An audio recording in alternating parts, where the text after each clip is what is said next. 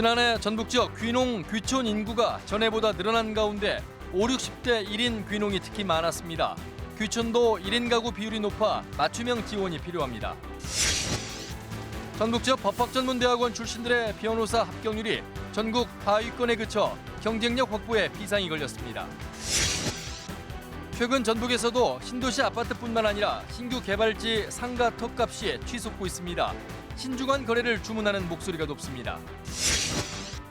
연준기획 보도 지방자치회의, 오늘은 재난안전실태와 예산, 과제 등을 살펴봅니다.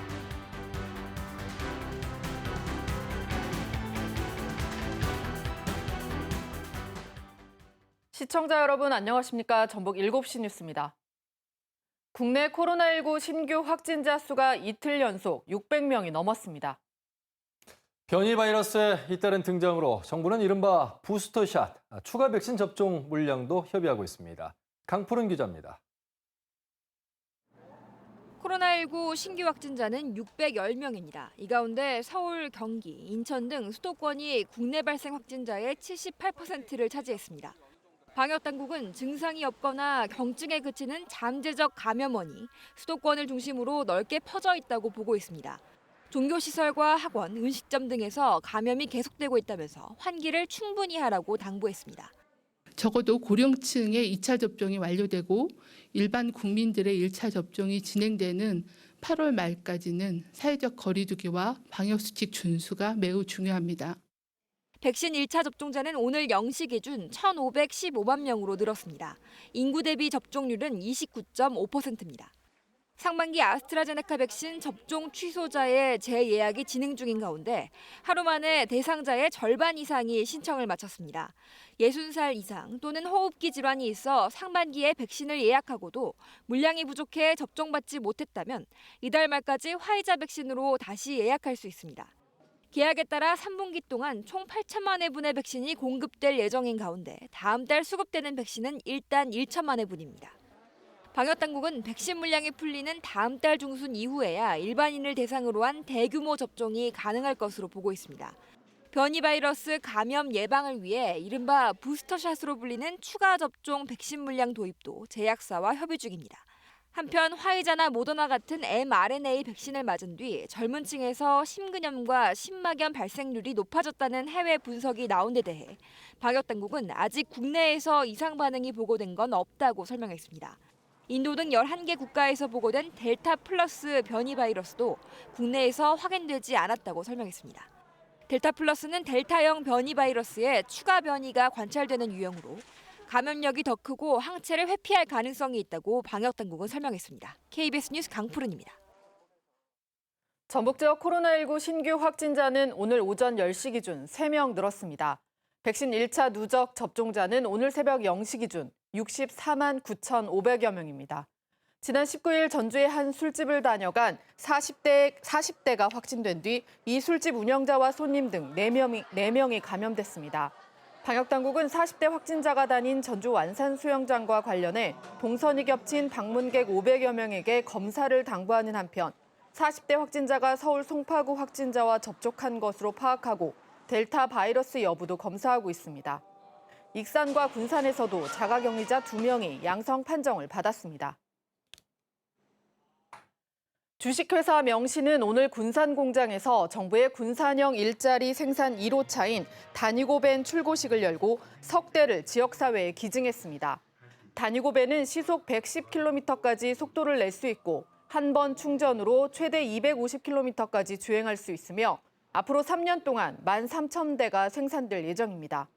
전라북도와 군산시는 참여 기업들의 경영 안정화를 위해 400억 원 규모의 특례 보증을 지원하고 전문 인력 양성도 추진하기로 했습니다. 문재인 대통령도 SNS를 통해 군산과 전북 지역 민생 경제에 크게 기여할 것으로 기대된다며 축하의 뜻을 전했습니다.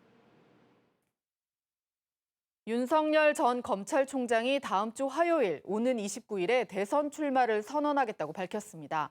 민주당에선 대선 후보를 9월에 뽑을지 11월에 뽑을지 내일 확정합니다. 송락규 기자가 보도합니다.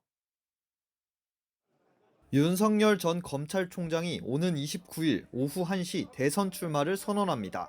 윤 전 총장은 오늘 대변인을 통해 국민들에게 자신이 앞으로 걸어갈 길에 대해 말씀드리겠다며 이 같은 일정을 발표했습니다.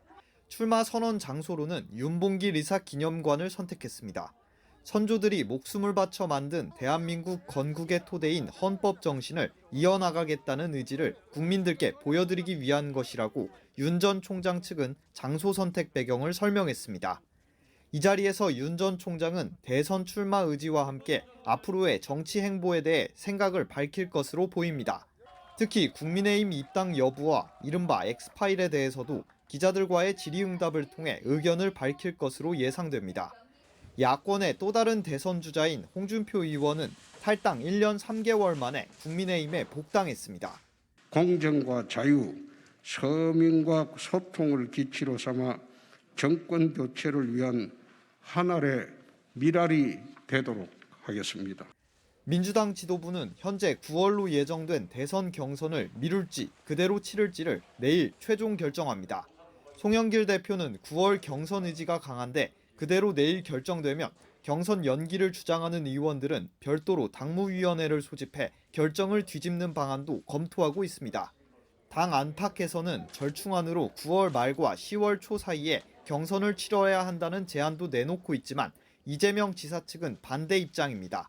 이 지사 측은 경선 일정을 양보하고 나면 이후에는 경선 룰을 바꾸자는 추가적인 요구가 있을 수 있다고 우려하는 것으로 알려졌습니다. KBS 뉴스 송락규입니다. 최근 신도심 아파트에 이어서 신규 개발지의 상가 턱값이 치솟고 있습니다. 경제 상황과는 정반대로 움직이고 있는데 거품 논란이 큰 만큼 투자나 매매 때 신중한 접근이 필요해 보입니다. 서승신 기자입니다. 금강 하구뚝 인근 새 군산역이 들어선 100만 제곱미터 면적의 군산 신역세권입니다. LH가 최근 점포겸용 주택용지를 경쟁 입찰에 붙였는데 낙찰가가 3.3제곱미터당 최고 395만 원까지 치솟았습니다. 애초 감정가보다 50%나 비쌉니다. 이 땅들은 지난해 말 선착순 수의계약을 한다고 내놓아도 팔리지 않았던 곳들로 주변 아파트값이 오르면서 몇 달 사이 분위기가 180도 바뀌었습니다. 새만금의 공층지면 아파트 새만금에 짓는 게 아니니까 정보권이 뜨고 있어요. 이쪽에 지금. 상가 턱값이 급등하고 있는 건 전주 인근 완주 삼봉 신도시도 마찬가지. 최초 입찰 당시 중심 상업용지 가격은 3.3제곱미터당 800만 원 안팎. 지금은 호가가 1,500만 원에 육박합니다. 인근 부동산 업소들은 이마저도 비싸지 않다고 말합니다. 전주 신시가지하고는 비슷하게 가는 거고요. 에코 같은 경우는 메인자리가 1,900, 2,000에 나갔어요. 지난 1분기 전북 지역 중대형 상가 공실률은 17.4%. 10곳 가운데 2곳은 영업하지 않는 빈 상가로 전국에서 울산과 세종 등에 이어 4번째로 높았습니다. 소규모 상가 공실률도 상황은 비슷해 11.1%로 전국 최고를 기록했습니다. 가뜩이나 지역 경제가 침체를 거듭하고 있는 가운데 코로나19 직격탄을 맞은 겁니다. 부동산 업계에선 거품 논란이 거셉니다. 유동성은 풍부한데 아파트를 규제하니 갈 곳 없는 뭉칫돈들이 상가터로 몰려 거품을 키우고 있다는 겁니다. 또 너무 지금 가파르게 상승을 하다 보니까 지금은 사는 것들이 좀 무리고 또 좀 기다렸다가 사는 것도 늦지 않을 것 같습니다. 신도심 아파트에 이어 거품 논란이 큰 상가터. 투자나 매매 때 보다 신중한 접근과 숙고가 필요해 보입니다. KBS 뉴스 서승시입니다. 정부가 전주시의 지역사회 통합돌봄 사업을 전국적으로 확대하는 방안을 검토하기로 했습니다. 양성일 보건복지부 제1차관은 전주시 평화동 통합돌봄 공간을 찾아 시 통합돌봄 사업을 높이 평가하고 다른 지역으로 확산할 수 있도록 관련 법과 제도적 기반 마련에 노력하겠다는 뜻을 밝혔습니다. 전주시는 지난 2019년 보건복지부로부터 지역사회 통합돌봄 선도사업 지자체로 선정된 뒤 노인과 장애인, 정신질환자 등을 대상으로 하는 융합형 통합돌봄 사업을 전역에서 시행하고 있습니다. 익산 나눔 기부 곳간이 갑작스러운 생계 위기에 놓인 시민들에게 호응을 얻고 있습니다. 익산시는 지난 2월에 문을 연 나눔 기부 곳간을 통해 생계 위기를 겪고 있는 이용자 9,200여 명에게 물품 4억 5천만 원어치를 무료로 지원했다고 밝혔습니다. 또 같은 기간 개인과 단체, 기업 등 290곳에서 생필품 5억 6천만 원어치를 기부하는 등 코로나19 위기를 함께 극복해 나가려는 연대의 손길도 잇따르고 있습니다. 지난해 전국의 귀촌 인구가 전해보다 늘어났습니다. 특히 5, 60대와 1인 귀농 가구가 많았는데 큰 불편 없이 정착할 수 있도록 정책적 지원이 필요합니다. 진유민 기자가 보도합니다. 지난해 전북의 귀농 인구는 1,500여 가구, 전해보다 14.3% 늘어 전국에서 세 번째로 많았습니다. 작물별로는 논벼가 가장 많았고 채소, 특용작물 과수 순으로 나타났습니다. 특히 귀농한 10가구 중 8가구가 1인 가구였고 연령별로는 5, 60대가 64%를 차지했습니다. 지난해 전북으로 귀촌한 14,800여 가구 가운데 1인 가구 비율도 82%에 달했습니다. 귀촌 이유는 가족과 직업 때문이란 대답이 절반 이상 차지했고 주택과 건강 등이 뒤를 이었습니다. 은퇴하거나 은퇴를 앞둔 5, 60대가 혼자 귀농한 뒤 여건이 갖춰지면 도시에 남은 가족이 나중에 들어오는 형태를 띠고 있어 초기 귀농인들이 잘 정착할 수 있는 환경을 만드는 게 중요합니다.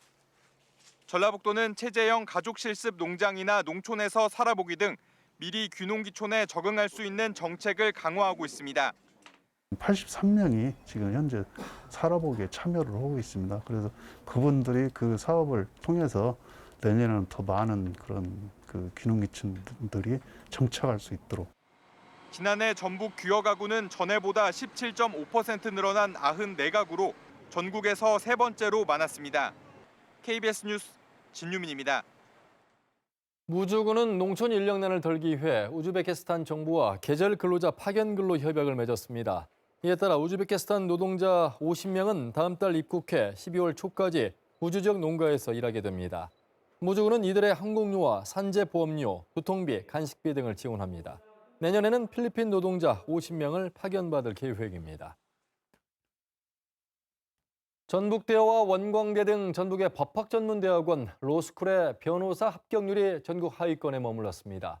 우리 지역보다 다른 지역 출신 입학생들이 많아 지역 인재 선발과 경쟁력 확보에도 비상이 걸렸습니다. 오중호 기자가 보도합니다. 올해 초 실시된 변호사 시험에서 원광대학교 법학전문대학원 로스쿨의 합격률은 30.7%, 전국 25개 대학 가운데 가장 낮은 수준입니다. 전북대학교 로스쿨의 합격률은 44%, 전국에서 19번째를 기록했습니다. 역시 전국 평균인 54.1%를 밑돌았습니다.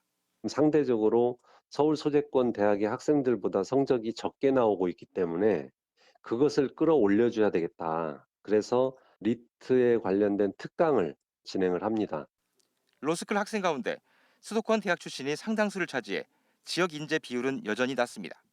서울대, 고려대, 연세대, 이른바 스카이 비율은 전북대가 18.1, 원광대는 23.8%인 반면 모교 출신은 전북대 8.4, 원광대 1.6%에 그쳤습니다. 지역 중고생을 대상으로 한 법조인 진로 탐색과 입시 설명회, 상담회가 더 늘어나야 하는 이유입니다.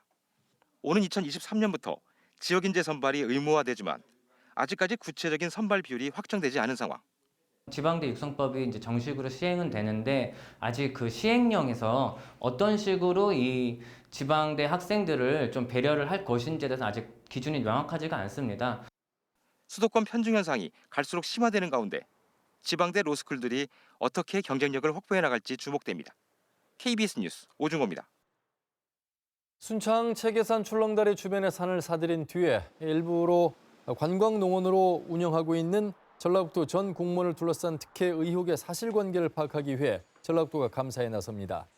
전라북도는 다음 달 초까지 순창군과 체계산 현장을 조사해 해당 퇴직 공무원의 부인이 산을 사들인 경위와 인허가 등 개발 과정을 살펴볼 예정입니다. 순창군은 관광농원 인허가 등은 적법하게 이루어졌다고 밝혔고 해당 퇴직 공무원도 특혜 의혹을 부인하며 법적 대응을 하겠다고 말했습니다. 지방선거 1년을 앞두고 전라북도와 교육청 14개 시군의 공약과 현안을 정리했습니다. 오늘은 끝으로 임실군의 민선 7기 3년을 평가합니다. 이종환 기자입니다. 3년 전 무소속으로 재선에 성공한 뒤 섬진강 상생 프로젝트를 추진해 관광객 500만 명 유치를 공약한 신민군수. 지난 3년 동안 4개 분야 75개 공약 가운데 27개는 완료됐거나 완료 후 계속 추진 중이고 47개 사업은 임기에 맞춰 정상 추진하고 있다고 평가했습니다. 키즈 테마파크 건립 대표 관광지 육성 사업 1개만 민간 투자 유치의 어려움으로 난항을 겪고 있다고 밝혔습니다. 사실상 공약 이행률이 99%에 달한다는 자체 평가 결과를 내놓은 겁니다. 동네에 살고 싶다고 하는 사람들이 많아요. 떠났던 이제 고향민들도 또 다시 재정착하고 싶다고 하고 이게 아무튼 많은 변화가 있죠. 하지만 최근 한국 매니페스토 실천본부가 내놓은 공약 이행평가 결과는 다소 달랐습니다. 공약 가운데 옥정호 습지 조성과 호국원 보훈 미래관 건립, 공공돌봄센터 설립 등 6개 사업은 이미 폐기됐고 성수산 군림공원 지정과 육성호 목장 건립 등 3개 사업은 보류된 것으로 분석했습니다. 임실군은 여건 변화에 따라 공약 목적과 효과에 맞춰 사업을 변경했다며 평가가 부적절했다며 반박했지만 공약을 정할 때 현실을 감안하지 않았거나 여러 변수에 영향받을 만큼 탄탄하지 못했다는 지적이 나오고 있습니다. 특히 옥정호 수변도로의 경우 재원 마련에 어려움을 겪으면서 20년 넘게 터덕거리고 있습니다. 옥정호가 조성된 지 지금 50년이 지났는데 지금 그 수변도로가 개설되지 않아가지고 지역 주민뿐만 아니라 옥정호를 찾는 우리 관광객들이 큰 불편을 겪고 있어요. 그래서 빨리 우리 주민들의 수원 사업인 옥정호 수변도로가 개설돼서 앞으로 남은 1년 공약을 꼼꼼히 챙겨 국내 제1의 수변 관광도시로 우뚝 서길 국민들은 기대하고 있습니다. KBS 뉴스 이종환입니다. 전라북도 의회는 일본 도쿄올림픽 조직위원회가 공식 누리집에 영토 지도를 올리면서 독도를 표기한 것에 항의하는 규탄 결의안을 채택했습니다. 도의회는 대한민국의 영토 주권을 침해한 명백한 국제법 위반이라며 당장 도발 행위를 멈추고 우리 국민과 정부에게 사과하라고 촉구했습니다. 2018년 평창 동계올림픽 때 한반도기에 독도 표기를 금지했던 국제올림픽위원회에 대해서는 같은 원칙을 적용해 즉각 조치에 나서라고 요구했습니다. 전북시군의회 의장협의회는 김제시 의회에서 원래회를 열고 새만금 연결도로 국도 승격과 신설도로 개설 건의안 등의 안건을 채택해 정부와 관계기관에 건의하기로 했습니다. 정부의 보리재배 농가 생산 전량 수매 등의 내용을 골자로 한 보리 생산 물량 전량 매입 건의안과 일본의 독도 영유권 도발 규탄 결의안도 만장일치로 채택했습니다.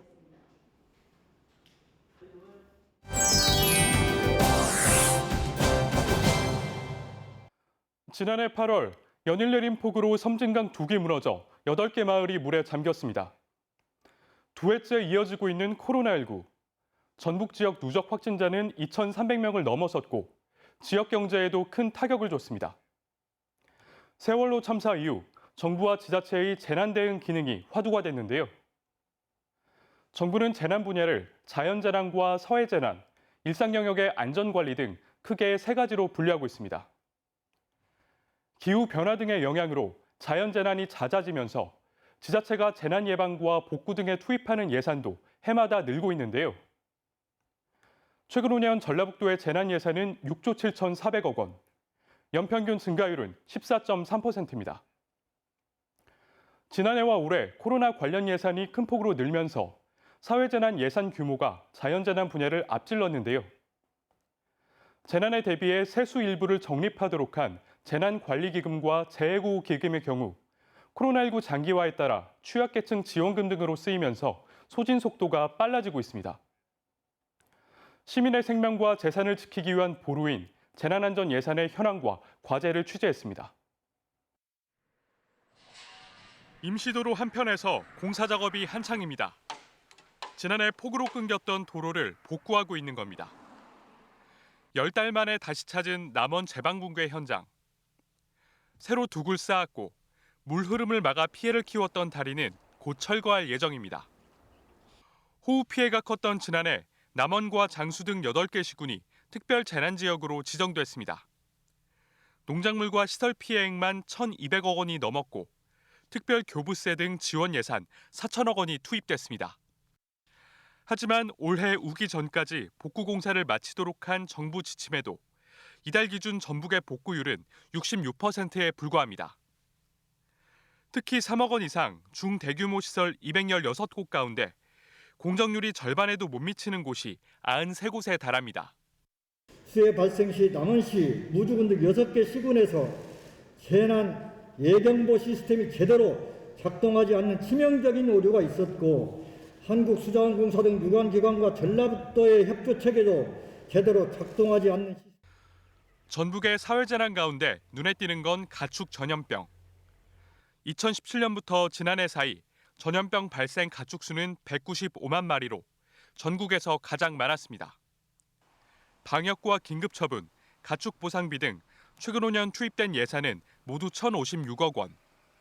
지자체별로 보면 정읍과 남원, 익산 등의 순인데 지자체 예산으로 충당하기엔 턱없이 부족합니다. 산불 예방을 위해 최근 5년 동안 827억 원이 쓰였지만 산불 발생은 좀처럼 줄지 않는 게 현실. 미세먼지 저감 예산도 올해 2,025억 원까지 늘었지만 수소차 등 친환경차 보급 예산이 대부분인 가운데 미세먼지 특보는 이달까지 51차례나 발효됐습니다. 당연히 해야 될 사회적 인프라를 구축하는데 재난안전 예산을 가져다 쓴단 말이죠. 이러다 보니까 시민들이 체감할 수 있는 대기오염질 개선 사업에는 상대적으로 소홀한 것처럼 보이지는. 폭염이나 한파 피해는 주거 환경이 열악한 빈곤층이나 고령층 등 취약계층에 주로 집중됩니다. 무더위 쉼터 지정에 그칠 게 아니라 마을 단위로 머물 공간을 제공하는 긴급 구호 조치를 하거나 냉난방기와 함께 지급되는 에너지 바우처를 확대해 정책 연계성을 높여야 하는 이유입니다. 국가가 맡았던 지방하천 정비 사업이 최근 이양되는 등 지자체의 재난 대응 역할이 커지는 만큼 지역 특성에 맞는 재난 대책과 예산 마련도 필요합니다. 그간 지자체의 재난 정책이 정부 정책에 따라 수동적으로 이뤄지고 국고 보조금이나 교부세 비중이 높아 예산 집행의 자율성이 낮았는데 정책 효과를 높이려면 지역별로 선제적이고 능동적으로 대응해야 한다는 겁니다. 전문가들은 지자체 재난주관 부서의 역할을 강화하고 정부의 재난안전 예산 사전 협의 제도를 적용해 실효성을 높여야 한다고 지적합니다. 보통 재난이나 안전사고가 나타났을 때 그 이후에 보완하기 위해서 예산이 더 쓰이는 정도지 장기적인 관점에서 재난안전 예산이 관리되고 있지는 않아요. 지역 특성에 맞는 계획을 세우고 예산이 편성될 수 있는 그런 방향으로 가는 게. 모든 재난은 사회적인 것이란 말처럼 재난으로 인한 불안과 피해를 줄이기 위해 가장 중요한 건 촘촘한 재정 투입을 통한 재난 안전망의 구축과 안전한 공동체를 향한 신뢰 형성입니다. KBS 뉴스 안승길입니다. 우리의 삶을 바꾸고 진정한 자치분권에 한 발 더 다가가기 위해서 KBS 전주방송총국이 마련한 연중기획 순서입니다. 오늘 주제는 재난안전예산입니다. 익산 참여연대 이상민 사무처장 나와 있습니다. 어서 오시죠. 네, 안녕하세요.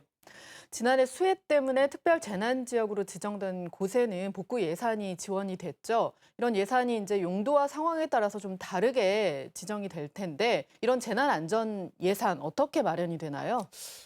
저희가 그 재난을 예방하거나 또 관리하고 그 재난의 대응 체계를 구축하기 위한 일반 예산이 보통 편성이 됩니다. 그래서 전라북도가 지난 5년 동안 약 6조 7천억 정도의 예산이 편성이 됐고요. 이 예산에서 그러니까 재난이나 특별한 상황이 발생됐을 때 여기에 따라서 저희가 이제 집행할 수 있는 게 보통 예비비라고 해서 이게 있고요. 그리고 앞에서 말씀 주셨듯이 지난해 이제 집중호우로 인해서 특별 재난 지역이 선포가 되면서 이 교부세 중에 특별한 용도로 쓸 수 있는 특별 교부세가 있습니다. 이게 9개 자치단체에 410억이 교부가 돼서 복구와 관련된 부분에 좀 사용을 하는 거고요. 그리고 이제 자치단체 차원에서는 보통 예산 말고 기금으로 해서 이렇게 쌓아놓는 게 있습니다. 그래서 재난 관리와 관련한 기금이 있는데 이게 5년 동안 한 1,660억 정도를 사용을 했는데 대부분 2020년 코로나와 관련한 예산이 좀 사용이 됐고요. 여기와 이제 그 재해 구호 기금이라고 해서 이것도 5년 동안 약 355억이 사용이 됐습니다. 정리를 하자면 자치단체 차원에서 일반 예산과 기금을 통해서 뭔가 이렇게 준비를 하는 거고요. 그리고 이렇게 특별 재난이 발생했을 때 국가의 지원을 통해서 그러한 부분들을 피해를 복구하는 이렇게 좀 예산이 좀 구성된다고 보면 될 것 같습니다. 예, 말씀하신 대로 코로나19가 좀 장기화되면서 이런 그동안 모아놨던 재난 관련 기금이 빠르게 소진되고 있는데 이제 장마가 얼마 남지 않았습니다. 걱정이 좀 되는데 어떻게 보시나요? 그러니까 이제 저희도 이게 약간 좀 걱정이 되는데요. 코로나 상황이 지난해 너무 이제 급하다 보니까 자치단체의 재정 여력을 어떻게 확보할 거냐라고 하는 부분에서 원래는 그 재난관리기금이나 재우기금을 사용할 수 없었습니다. 그런데 이제 전염병과 관련한 부분들을 사용할 수 있도록 이제 국무회의에서 의결이 되면서 좀 사용을 하다 보니까요. 지난해 이제 군산시 같은 경우에 긴급재난지원금으로 한 270억 정도를 집행을 해서 잔액이 지금 한 69억 정도 남아 있고요. 네. 그리고 이제 익산시도 106억을 지출해서 한 2억 정도가 남아 있고 전라북도도 333억을 지출하면서 96억 정도가 남았습니다. 나머지 자치단체들도 코로나 관련한 대응 예산으로 상당히 좀 축적돼 있던 그런 기금을 좀 사용을 했고요.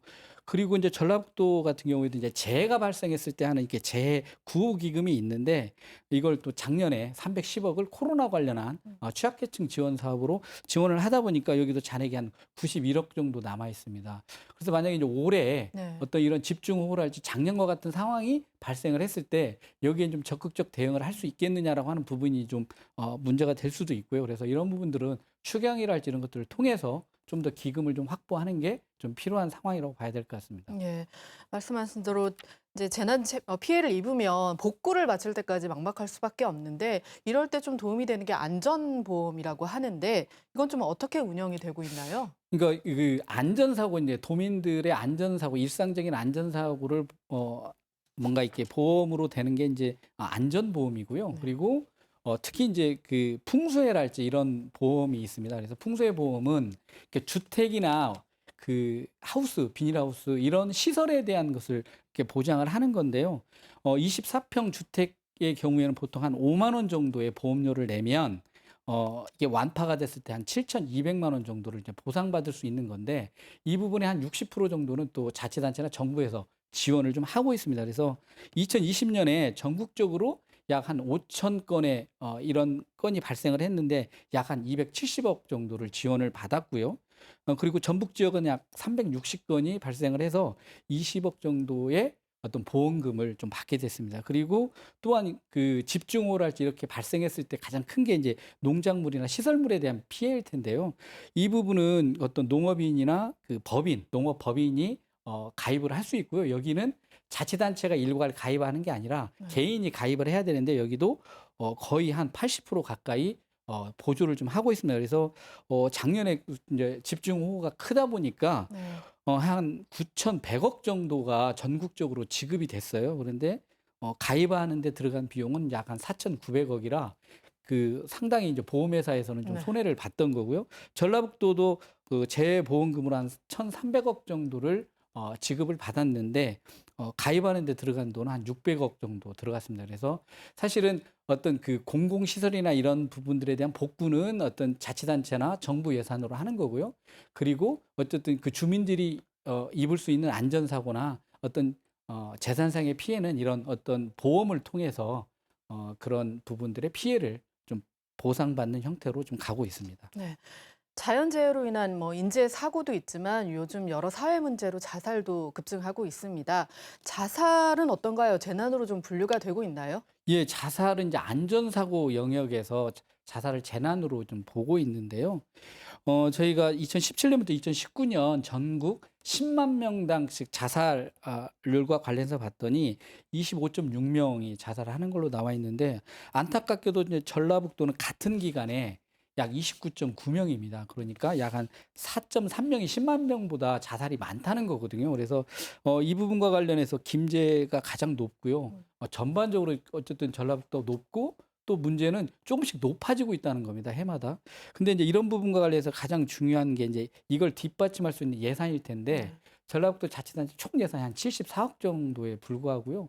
여기도 전주가 20억으로 가장 많은데 사실은 이제 자살 문제에 대해서 어떻게 안전 관리를 할 거냐라고 놓고 보면 고위험군의 어떤 그런 위험성이 있는 분들을 발굴을 해내야 되거든요. 그래서 거기에 대해서 적극적으로 모니터하고 치료를 해야 될 텐데 그러기 위해서는 어쨌든 지역사회, 뭐 이웃, 마을 또 행정 이 네트워크를 통해서 이러한 부분들 안전한 공동체라고 하는 부분들을 좀 실현할 수 있도록 미리 위험성이 있는 분들을 발굴해서 치료와 모니터 이쪽 부분에 집중되지 않는다고 한다면 높아지는 자살률을 좀 잡기는 좀 쉽지 않은 거 아니냐 이렇게 생각을 합니다. 예. 또 세월호 참사를 계기로 재난위기 상황에 대응하기 위한 안전수칙과 재난방송 등의 어떤 중요성도 거듭 강조되고 있는데 이런 게 지금 잘 운영이 되고 있습니까? 우리나라에서 그 재난안전과 관련한 거의 분기점이 됐던 게 저는 세월호 참사라고 생각을 하고요. 그 이후에 우리나라에서 세계 최초로 전국의 단일 재난안전 통신망을 올 3월에 구축을 했습니다. 그래서 어떤 현장에 대한 대응력 그리고 재해나 재난의 위험이 있는 시설에 대한 실시간 모니터 그리고 치매나 어린이 실종 이런 부분들을 밴드랄지 이런 것들을 통해서 실시간 뭔가 이렇게 할 수 있는 거의 세계 최고 수준의 IT 기반을 통한 재난 관련한 이 저희가 문자, 긴급 재난 문자랄지 이런 걸 수시로 좀 받아 볼 수 있을 만큼의 상당히 좀 높아진 부분은 있습니다. 그런데 저희가 좀 우려되는 건 재난안전 매뉴얼은 이렇게 법에 의해서 다 자치단체가 가지고 있지만 이 부분들에 대한 교육과 훈련이 제대로 안 되고 있는, 그러니까 5년 동안 거의 한 해도 이루어지지 않은 자치단체도 있다는 점에서 과연 자치단체의 대응 능력이 어떠냐라고 하는 부분들이 어떤 피해를 얼마만큼 줄일 수 있느냐라고 하는 부분과 직결된다고 생각이 들고요. 그리고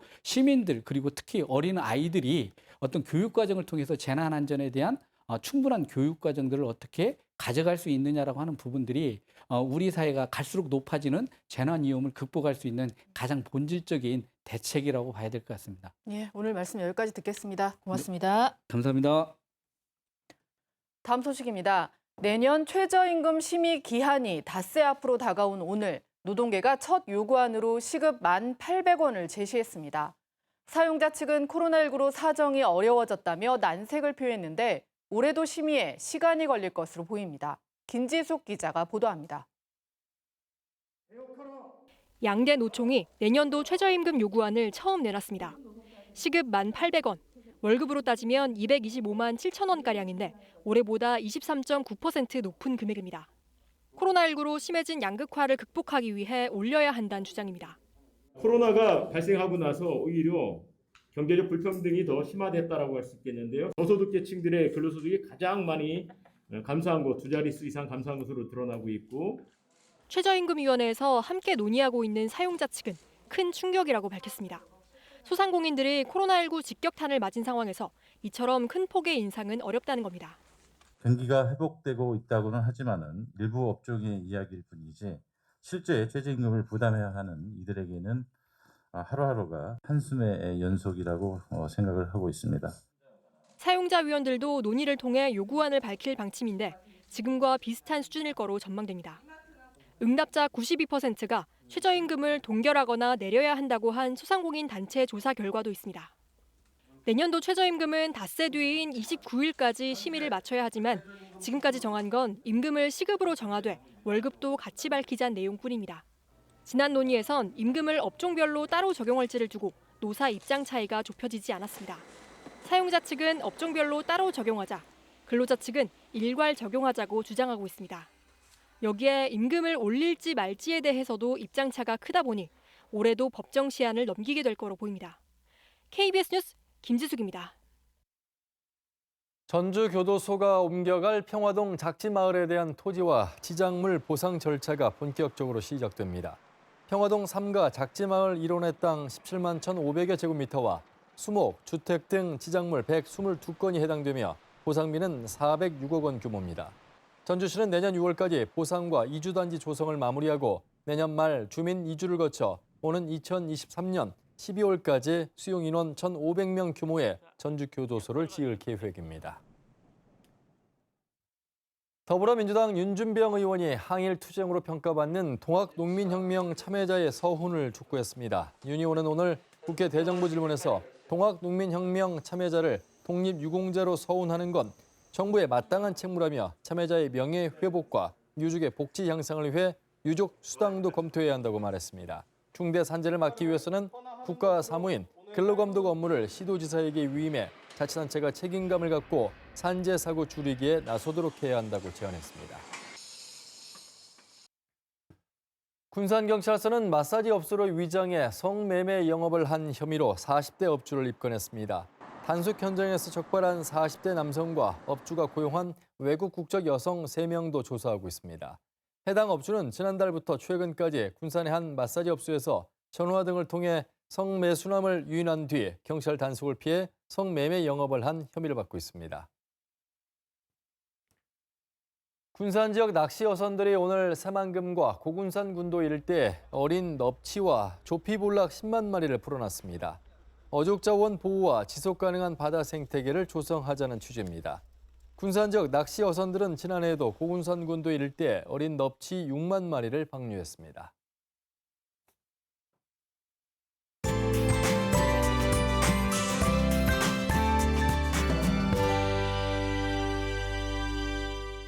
며칠째 소나기 소식입니다. 우리나라 상공에 찬 공기가 머물고 낮 동안 햇볕에 의해 공기가 달궈지면서 대기 상하층 간의 기온차가 커지기 때문인데요.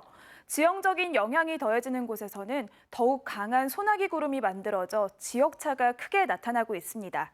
오늘 밤까지 전주 등 내륙 지역에 5에서 30mm, 내일은 오후부터 저녁 사이 동부 내륙 지역에 5에서 20mm의 소나기가 내리겠습니다. 소나기가 내리는 동안 천둥 번개가 치는 곳이 있어 유의하셔야겠습니다.